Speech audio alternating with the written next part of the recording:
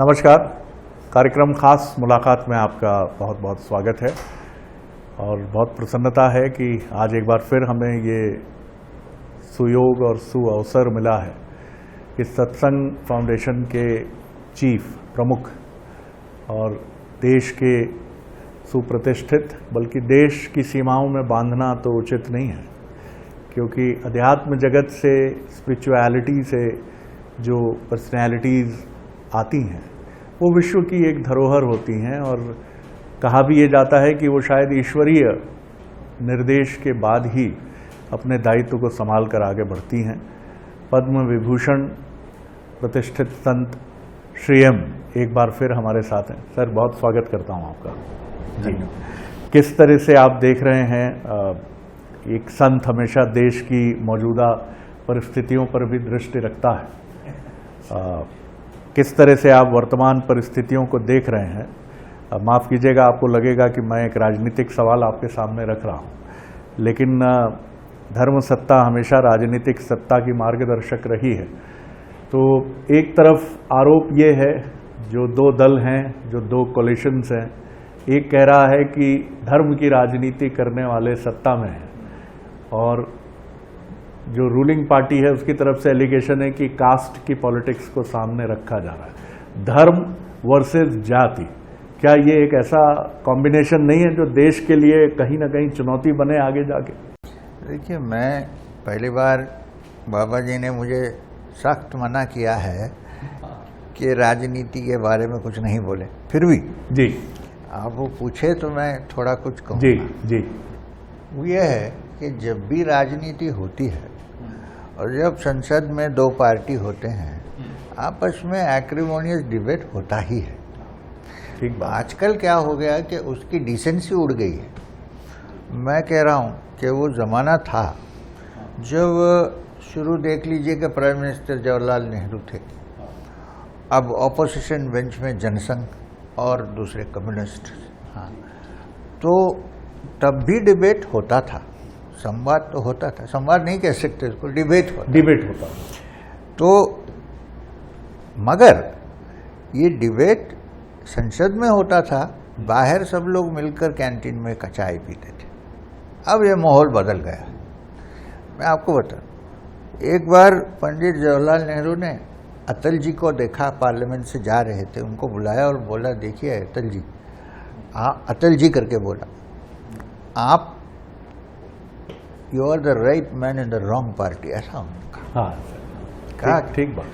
अच्छा, उसके बाद देखिए, उसके बाद इंदिरा गांधी, सब जो थे, राजीव गांधी, और फिर अटल जी बहुत साल प्राइम मिनिस्टर रहे, प्रधानमंत्री रहे, उस पर एक डिसेंसी था। आज ही मैं एक वीडियो देख रहा था कि अटल जी बात कर रहे हैं और थोड़ा सा टेंस है वहाँ का सिचुएशन, और उन्होंने एक चुटकुली ऐसी बोली कि सोनिया गांधी हाथ रख के बहुत हंस रही हैं और जाते जाते उनको नमस्ते। तो ये माहौल आजकल उठ गया है। अब मैं ये इसलिए कह रहा हूँ, मैं एक पार्टी की बात नहीं कह रहा। हाँ, जी जी। अब क्यों है कि सारे संसार में तो है ही, भारत में मैंने सोचा ऐसा नहीं होगा, मगर आजकल मैं देखता हूँ कि सबके ऊपर गुस्सा आ गया है, छा गया है। अब ये क्या है पता नहीं, रोड में गाड़ी चलाते हैं तब भी गुस्सा, हॉर्न मारते हैं, साइड नहीं देते हैं, मर्यादा नहीं करते हैं। अब यूएस में हम अहिंसा के बारे में कोई बात ही नहीं करता है, मगर आप जाएंगे तो पास करने देता है, और जहाँ स्टॉप का बोर्ड है वहाँ स्टॉप करता है, कोई पुलिस वाले की ज़रूरत नहीं है। यहाँ ऐसा माहौल नहीं है। तो मुझे लगता है कि देश की जनता के अंदर कुछ क्रोध पैदा हुआ है, पता नहीं क्या है, मगर देखता हूँ कि उनका जो वातावरण थोड़ा कुछ बदल गया है, वो संसद में भी रिफ्लेक्ट कर रहा है। आखिर जनता से इलेक्ट करके ही संसद में ले जाते हैं, तो जो आम आदमी के दिल में है वही वहाँ रिफ्लेक्ट होगा। तो डिबेट तो होना ही चाहिए। ऑपोजिशन क्यों बैठा है?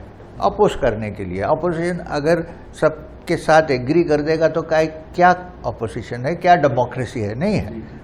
मगर उसका एक नमूना होता है, एक स्टाइल होता है, उसको अडॉप्ट करना। इसी तरह मैं बोलूँगा, रूलिंग पार्टी जो बेंचेस में, ट्रेजरी बेंच पे बैठे हैं, हाँ वो ऑपोजिशन जो भी सामने रखता है वो प्रश्न को देखना चाहिए और उसका उत्तर देना चाहिए, कभी अपोज भी करना चाहिए, मगर वो एक पर्सनल एनिमिटी जैसा नहीं आ जाना है। जब देखिए, मैं अभी हम राम के नाम पे बहुत कुछ बोलते हैं, अच्छा है, साउथ में नहीं है, मगर नॉर्थ इंडिया में कोई आदमी मर जाता है तब भी राम नाम सत्य है, बाकी सब झूठ है करके ले जाते हैं। राम नाम का इतना वैल्यू है। अब कोई उसके बारे में नहीं समझा तो उसके ऊपर गुस्सा करके कोई फायदा नहीं, कोई फायदा नहीं, कोई फायदा नहीं। अब दूसरी बात, तुलसीदास का रामचरितमानस से ही बहुत सारे लोग रामायण जानते हैं। वाल्मीकि रामायण कम लोग पढ़ते हैं, ओरिजिनल है मगर कम। अब तुलसीदास ने एक बात कही, ये नॉर्मल जनता को भी इसके बारे में गहरी सोच करना पड़ेगा और पॉलिटिशियंस को ज़्यादा। क्यों? क्योंकि ये जो राजनीति में है उनका एग्जाम्पल कॉमन मैन फॉलो करता है। आजकल गुरु को कोई फॉलो नहीं करता है, वो एग्जाम्पल फॉलो करता है जी। तो तुलसीदास ने कहा, काम क्रोध मद लोभ की जब लव मन में स्थान, तब लव पंडित मूर्ख तुलसी एक समान। इसको मन में रखे।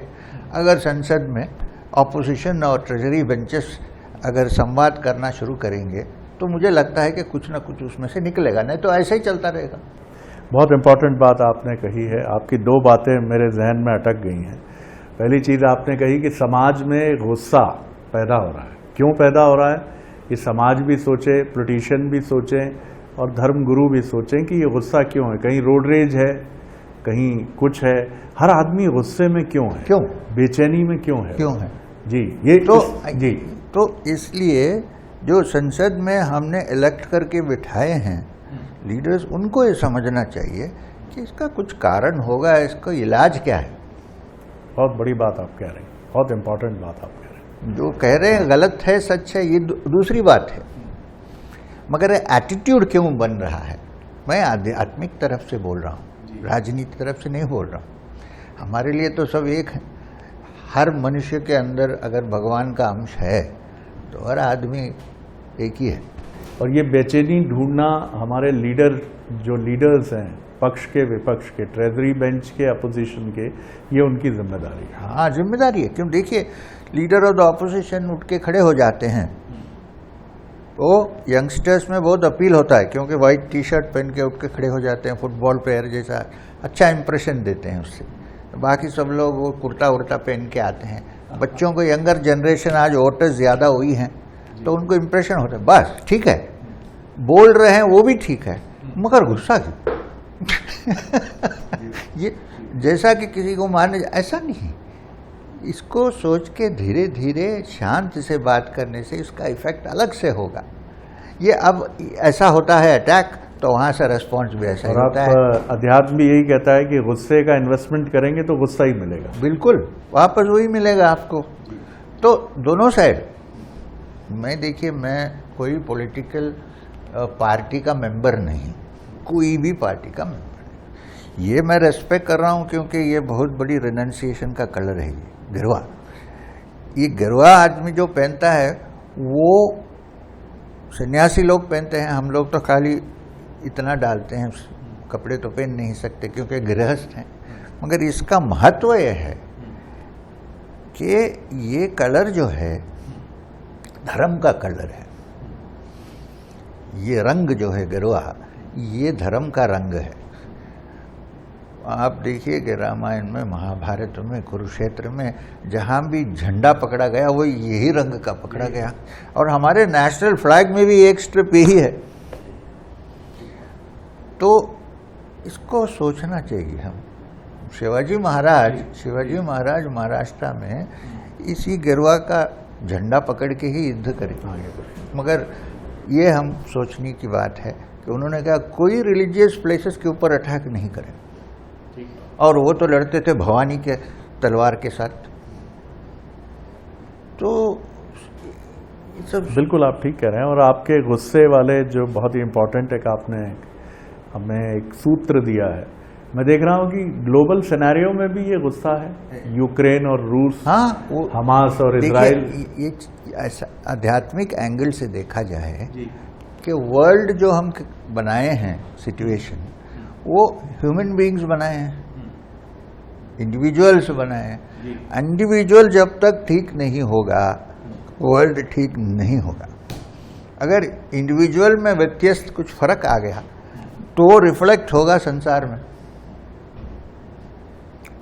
तो अपने हाँ काम करना है, राजनीति करना है, परफेक्शन करना है, डेवलप करना है, इकोनॉमी सब ठीक है, मगर अपने अंदर भी काम करना है। अपने अंदर काम करना, यह आपने बहुत अच्छा सूत्र दिया। पश्चिम की भी मैं बात करूं और भारत की भी बात करूं तो धर्म के आवरण में बहुत कुछ ढक जाता है। जो अंदर का इसेंस है, इसेंस ऑफ द स्पिरिचुअलिटी है, वहां तक हम नहीं जा पाते, कहीं डूब जाती है। हाँ, हम ऊपर पोशाक में उलझ जाते हैं। तो उसके बारे में सोच के, और खास करके भारत में जिसका मूल प्रिंसिपल ही है धर्म, अगर हम यहाँ नहीं उसको परिपालन करें तो संसार में कहाँ परिपालन करेंगे? सोचिए। अब तो we have to set the example. हम लोग आगे इसको इंडिविजुअली देखा जाए तो सब लोग ठीक है, मगर जब ये राजनीति बन जाती है ना, तब गड़बड़ हो जाता है। मैं अपनी ही बात करूं या मुझे लगता है कि मैं अपने परिवार की बात करूं या मैं अपने दोस्तों की बात करूं या मैं समाज की भी बात करूं, मैं भी समाज का हिस्सा हूं, तो मैं महसूस करता हूं कि हम सब कुछ कर रहे हैं।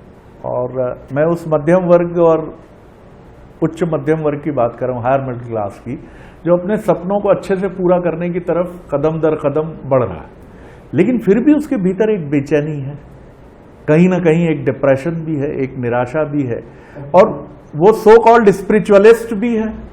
लोग कंफ्यूज्ड हैं। कंफ्यूज है, वो भ्रमित, वो भी भ्रमित हो सकता, मैं भी हो सकता हूँ जी। क्यों? जो आध्यात्मिक गुरुजन जो हैं वो लोगों को ठीक से गाइड करना चाहिए।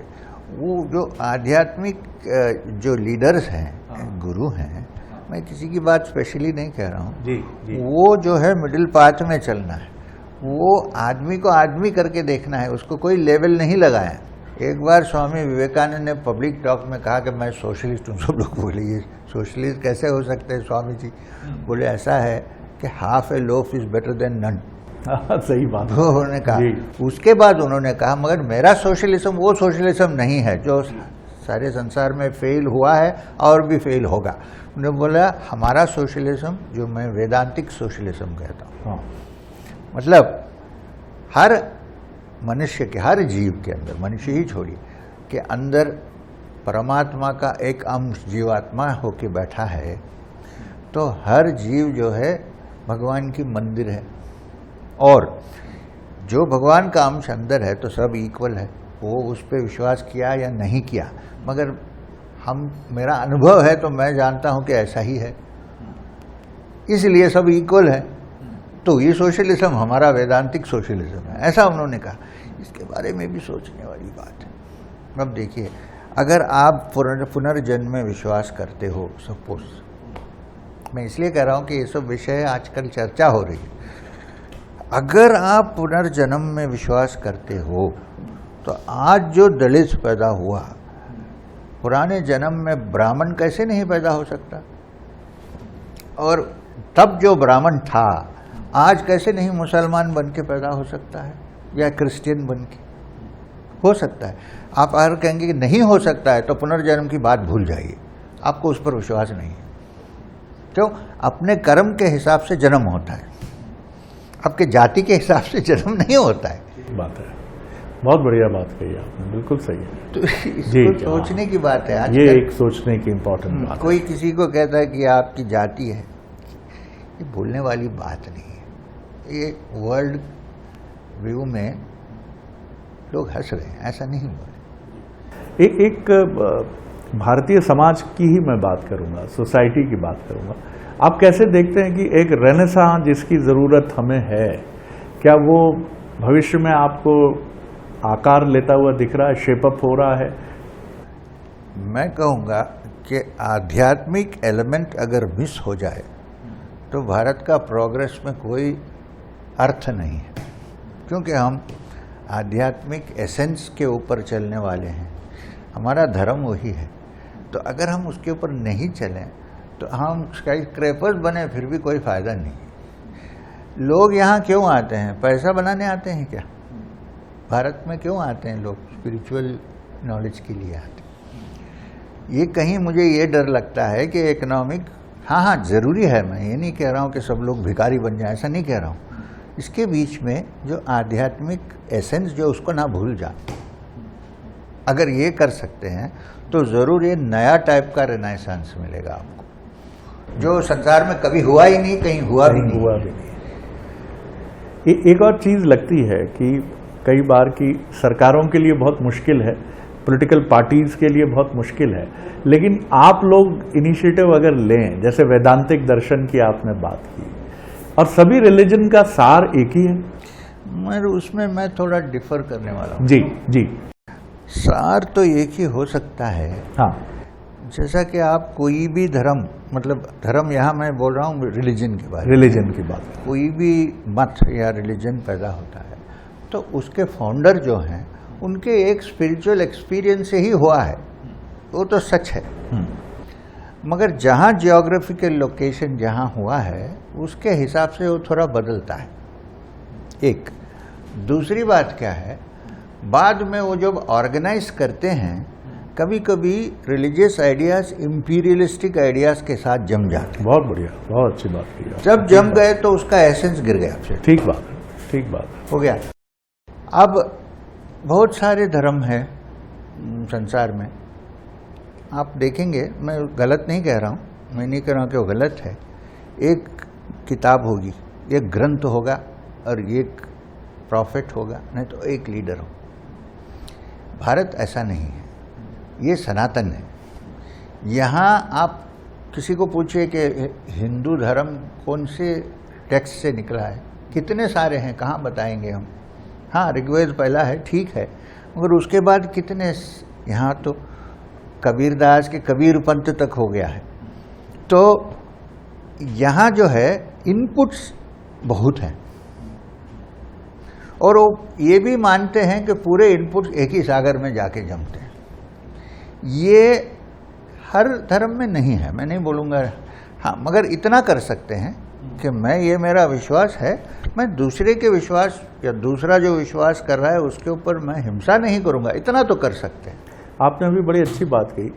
मुझसे अक्सर ये सवाल लोग पूछते हैं, आपसे भी बहुत पूछा जाता होगा, आपसे तो अधिक पूछा जाता होगा, कि आपने कहा कि इंपीरियलिस्टिक अप्रोच से भी कई बार रिलीजन जुड़ता है, तो सनातन धर्म के साथ ये चीज़ क्यों नहीं जुड़ी, कि हम विस्तारवादी सोच के साथ क्यों नहीं गए कि पूरी दुनिया में सनातन धर्म हो?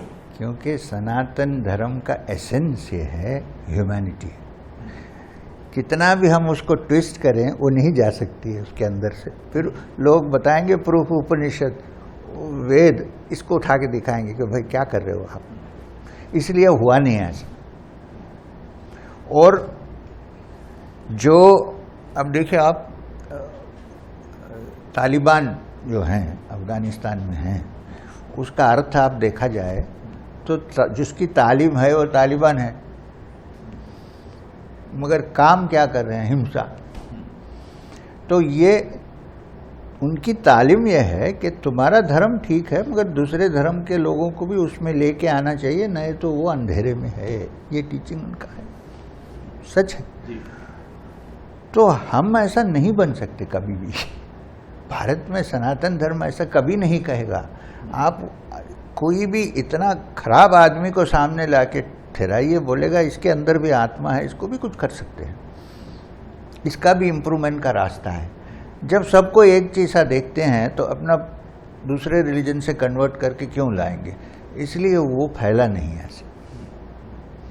जो भी आजकल फैला है वो जेन्युइनली आध्यात्मिक नॉलेज सीख कर विदेश में लोग इसको समझ के इसकी तरफ आ रहे हैं। ये कोई इंपीरियलिस्टिक डिज़ाइन नहीं है, हमने आर्मी ले जाके सब लोग कन्वर्ट हो जाओ, हिंदू बन जाओ, मार, ऐसा कभी हुआ नहीं है, होगा भी नहीं है। कि इसका वो क्या बोलते हैं, उसका क्वालिटी ही ऐसी है सनातन धर्म की। जी, आप इसे कैसे देखते हैं कि अर्ली 80s में जब रजनीश ओशो जब हिंदुस्तान लौटना चाह रहे थे, जो कंडीशंस बनी, और उनका ऐसा क्लेम आता है सामने कि उनका विमान हवा में होता था चार्टर्ड, और कंट्रीज यूरोप की एक के बाद एक मना करती जाती थी। तो क्या ये भारतीय सनातन की इतनी भी स्ट्रेंथ है कि दुनिया कई बार डरती है जो कहीं ना कहीं कि ये गुरु आ गया तो ये तो यहाँ ऐसा कुछ हो नहीं सकता जी। क्यों? क्योंकि हमारा नॉलेज जो है, ज्ञान जो है, उसके सोर्स मल्टीपल है, एक नहीं है। एक आदमी कुछ कहेगा तो हाँ ठीक है, जो सुनने वाला सुनेगा, बाकी नहीं सुनेगा। मगर वहाँ ऐसा नहीं है। उनकी रिलीजन को हिलाने वाला कुछ रेवोल्यूशनरी बातचीत कर दी थी, टीचिंग्स थे रजनीश के, तो वो डरते थे। वो हमारे यहाँ क्या डरेंगे, कोई भी आएगा, कोई डरेंगे नहीं। मोहम्मद गजनी आके वहाँ अपने सोमनाथ को, लिंग को तोड़ के गए, फिर भी कोई डरे नहीं, वापस आया लिंग। तो ये हमारा एक स्पेशल क्वालिटी है, इसको ख़त्म कोई नहीं कर सकता है। आपसे जो सबसे ज़्यादा प्रश्न पूछे जाते हैं लोगों की तरफ से, और उसमें बहुत बड़ी संख्या में यूरोप से भी लोग हैं, दुनिया के हर हिस्से से हैं और हर रिलीजन के लोग हैं, तो वो बेचैनी, वो सवाल क्या होते हैं? सबसे ज़्यादा पूछा जाने वाला सवाल क्या होता है? सबसे ज़्यादा ये पूछते हैं कि मैं समझा कि मैं खुश हो जाऊंगा, इसलिए मैंने बहुत सारा काम किया और बड़ा एम्पायर बना के रखा, मगर मेरे मन के अंदर शांति नहीं है, वो कैसे करेंगे? यही पूछते हैं। ये क्वेश्चन सबसे ज़्यादा फॉरेन कंट्रीज में स्पेशली आते हैं बड़े सक्सेसफुल लोग, मगर कहते हैं कि कोई मन की शांति नहीं, इतना सब करके भी कुछ फ़ायदा नहीं है, कुछ है क्या रास्ता? ये है सबसे बड़ी। मैं कहता हूँ कि सनातन धर्म में इसका ही उत्तर है। हाँ हाँ, वाह वाह। और एक गज़ल मुझे याद आती है कि समाज की स्थिति पर सीने में जलन, आंखों में एक तूफान सा क्यों है, इस शहर में हर शख्स परेशान सा क्यों है। वो कहते हैं कि इसका उत्तर ढूंढना पड़ेगा हमें। दूसरी महत्वपूर्ण बात वो कहते हैं कि उनसे सबसे ज़्यादा ऑफन पूछा जाने वाला क्वेश्चन जो है वो ये है कि सारा मटेरियल एम्बिशन पूरा हो गया, भौतिक चीज़ें सब पूरी हो गई, फिर भी ये बेचैनी क्यों है? और ये बेचैनी इसलिए है कि हम शायद अपने जीवन में बहुत सारा उपद्रव इकट्ठा करते हैं और अपने मन को कूड़े करकट से भरकर गुरु के पास जाते हैं, और निश्चित तौर पर श्रीएम जो गुरु हैं, जो सनातन परंपरा की ध्वजा और पताका फहराते हुए चल रहे हैं, वो बहुत विश्वास से कहते हैं कि हाँ, सनातन के पास इसी का उत्तर है, सनातन के पास इसी का समाधान है। खास मुलाकात में इतना ही। अगली बार एक और खास शख्सियत को लेकर आपसे मिलेंगे। नमस्कार।